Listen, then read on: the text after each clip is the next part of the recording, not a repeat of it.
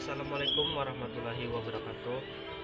Perkenalkan, nama saya Safi'i, NPM 1820066525. Saya dari lokal 6B non reguler. Di sini saya akan membahas tugas perencanaan pembangunan dengan judul keagamaan. Sebelumnya saya meminta maaf karena banyak suara-suara bising di sekitar, karena sekarang sedang ada di kantor. Hubungan negara dan agama di Indonesia tidak dapat dipisahkan. Negara ikut berperan dalam melaksanakan pembangunan bidang agama dalam bentuk pembinaan terhadap agama-agama yang dianut masyarakat Indonesia. Pembangunan Indonesia dilandasi pembangunan berbagai kehidupan masyarakat, baik pembangunan bidang material maupun bidang moral spiritual. Salah satu bentuk pembangunan bidang moral spiritual ini adalah pembinaan terhadap agama-agama yang dianut masyarakat Indonesia, agar dia menjadi salah satu modal dalam pembangunan Indonesia. Negara melaksanakan fungsi pembangunan bidang agama berpedoman pada ideologi Pancasila dan landasan konstitusional Undang-Undang Dasar 1945. Secara operasional, pembinaan bidang agama-agama di Indonesia dilakukan oleh Kementerian Agama.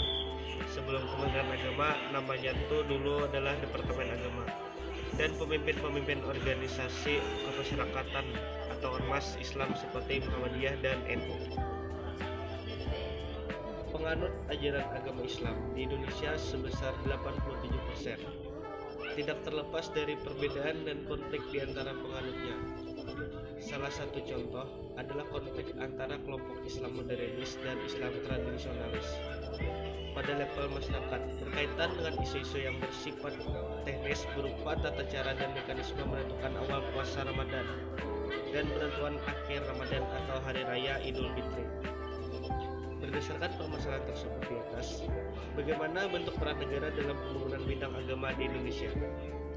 Apa bentuk konflik antar agama dan konflik internal penganut ajaran agama Islam? Dan bagaimana model solusi pembinaannya? Pembangunan bidang agama di Indonesia. Hubungan antara negara dan agama merupakan salah satu masalah yang selalu menjadi perhatian menarik untuk dibicarakan. Terdapat dua pandangan dalam melihat hubungan negara dan agama.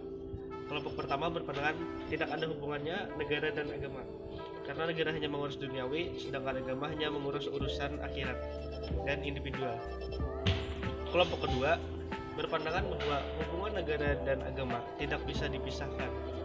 Konsekuensi dari pemikiran ini adalah negara selain mengurusi urusan duniawi, juga mengurus urusan akhirat sesuai agama dan kepercayaan yang dianut masyarakatnya.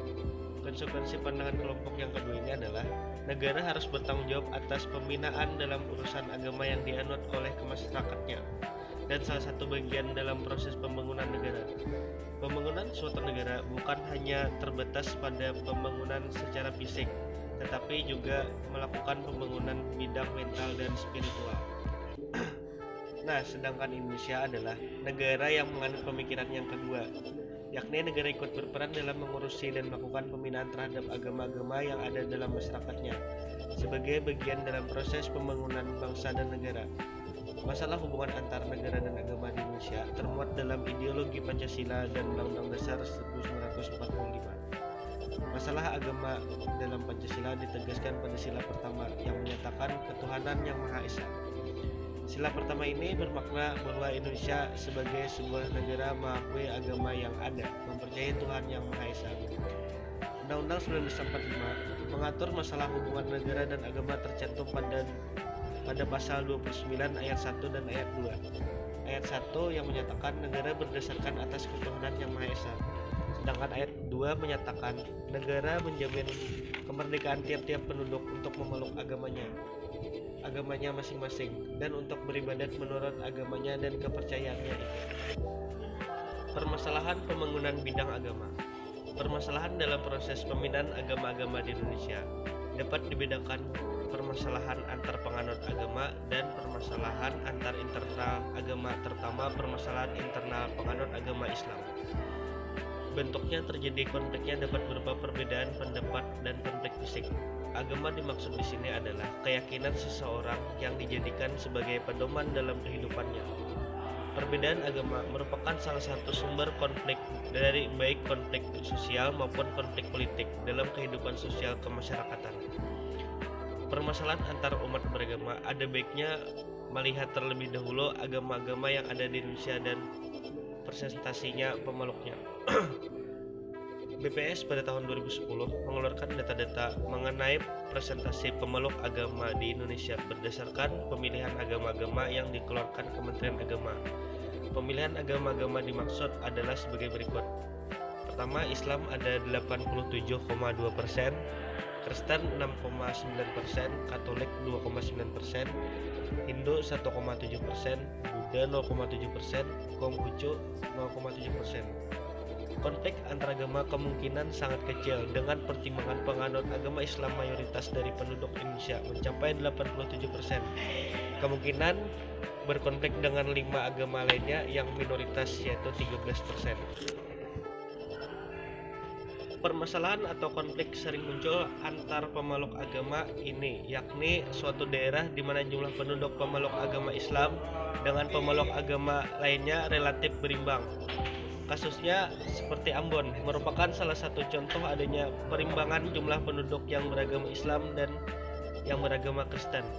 Konflik antar pemeluk kedua agama dimaksud pernah terjadi. Pemicunya adalah persaingan elit-elit lokal untuk memenangkan suatu pemilihan kepala daerah atau pilkada.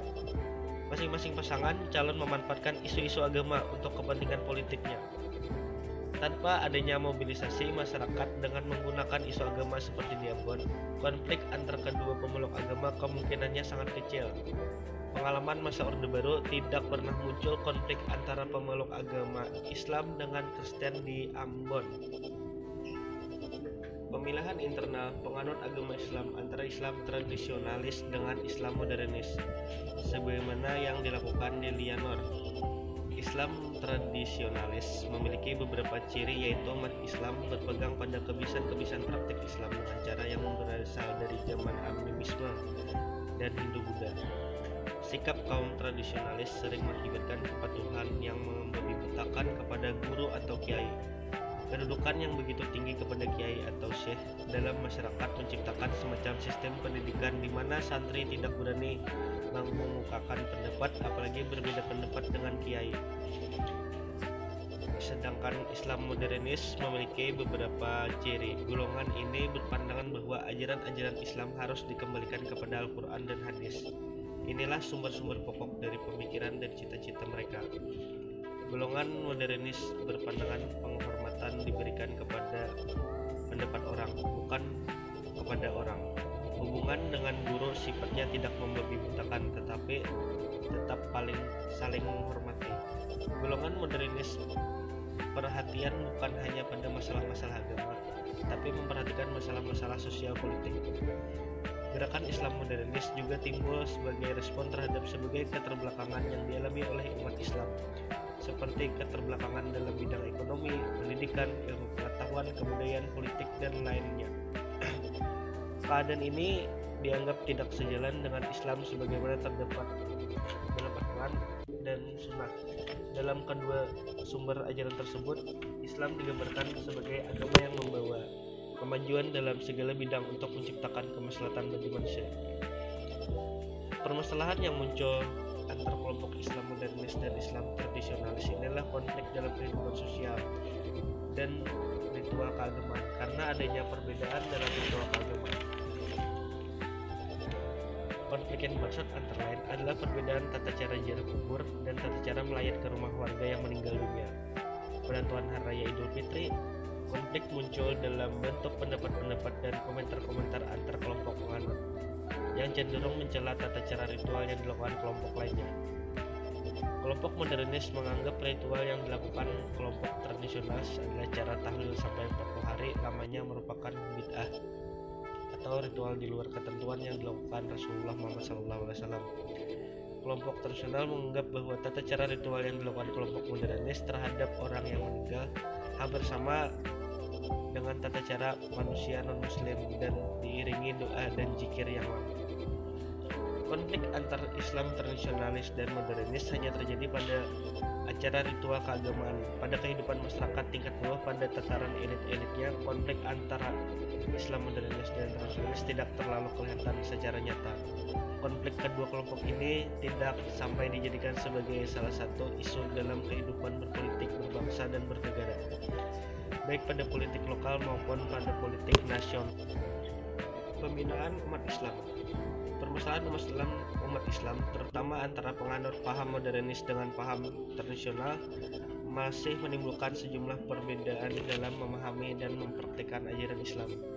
Meskipun perbedaan itu hanya berkisar masalah-masalah teknis seperti membaca mulainya awal puasa dan akhir bulan puasa dan lainnya.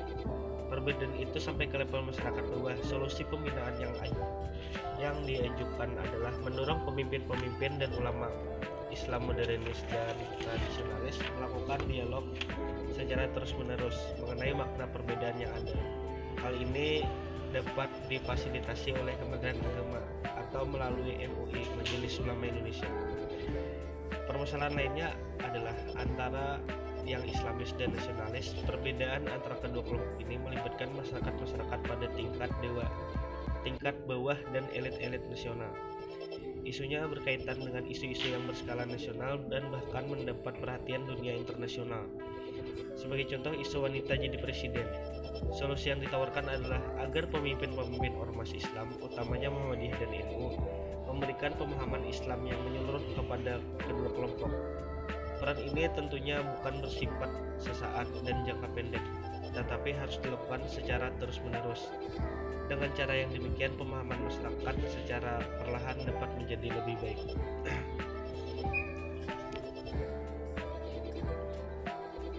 Ada perbedaan antara Islam modernis dan tradisionalis dan bagaimana solusinya. Pertama, di Islam modernis dan tradisionalis adalah masyarakat isu mengenai pelaksanaan syariat Islam yang bersifat teknis. Nah, solusi pembinaannya adalah Kementerian Agama dan MUI mendorong pemimpin Islam modernis dan tradisionalis melakukan dialog, memberikan pemahaman yang utuh pada masyarakatnya. Perbedaan yang kedua adalah elit dan masyarakat isu mengenai politik nasional.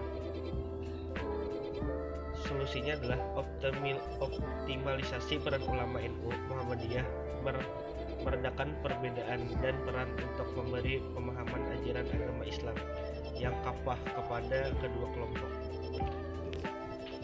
Sebagai penutup, berdasarkan pembahasan tersebut, maka dapat dikemukakan beberapa hal. Hubungan negara dan agama di Indonesia tidak bisa dipisahkan. Negara berperan melaksanakan pembangunan bidang agama dan berupa pembinaan terhadap agama-agama yang dianut masyarakat di Indonesia, yaitu Islam, Kristen, Katolik, Hindu, Buddha, dan Konghucu. Peran negara dalam melaksanakan pembinaan terhadap agama-agama ini merupakan bagian yang tidak terpisahkan dari pembangunan nasional. Pembangunan Indonesia berlandaskan pembangunan material atau pembangunan fisik dan pembangunan moral spiritual. Solusi pembangunan bidang agama di Indonesia, khususnya umat Islam, tetap berpedoman pada landasan yang ada, yaitu Pancasila dan Undang-Undang Dasar 1945. Solusi pembinaan berkaitan konflik antara Islam tradisionalis dan modernis adalah Kementerian Agama dan MUI mendorong pemimpin Islam modernis dan tradisionalis melakukan dialog, memberikan pemahaman yang utuh pada masyarakat sehingga perbedaan dalam praktek menjalankan syariat yang bersifat teknis tidak perlu menjadi permasalahan di kalangan masyarakat. Adanya kehendak wakil-wakil rakyat melalui lembaga MPR untuk membuat satu pedoman yang akan dijadikan haluan negara bagi pemerintahan pusat dan pemerintahan daerah, di mana pembangunan agama sebagai salah satu bagian dari pembangunan dimaksud perlu mendapat dukungan semua lapisan masyarakat, sehingga pembangunan bangsa Indonesia ke depan tetap dilandasi